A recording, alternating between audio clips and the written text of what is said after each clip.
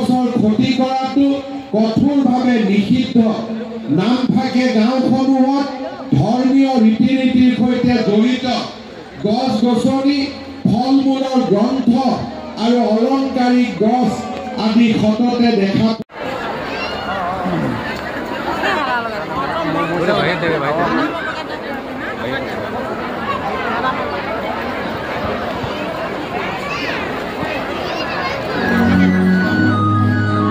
গগৈ ডাঙৰীয়া,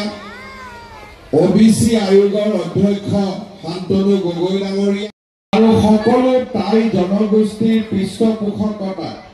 টেঙাখাটৰ লাঙি গদাপানী ক্ষেত্ৰত আয়োজিত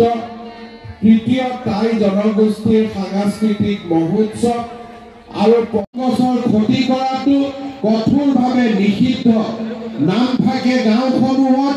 ধৰ্মীয় ৰীতি নীতিৰ সৈতে জড়িত গছ গছনি, ফল মূলৰ গ্ৰন্থ আৰু অলংকাৰিক গছ আদি সততে দেখা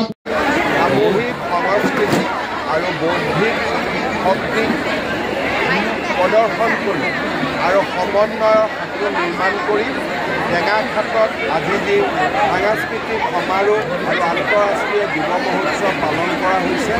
তাত যোগদান কৰিবলৈ পাই মই সঁচাকৈয়ে গৌৰৱ অনুভৱ কৰিছোঁ। আৰু আজিৰ দিনটোত টাই জনগোষ্ঠীৰ লোকসকলে অসমীয়া জাতিলৈ আগবঢ়োৱা মহান বৰঙণিৰ কথা কৃতজ্ঞতাৰে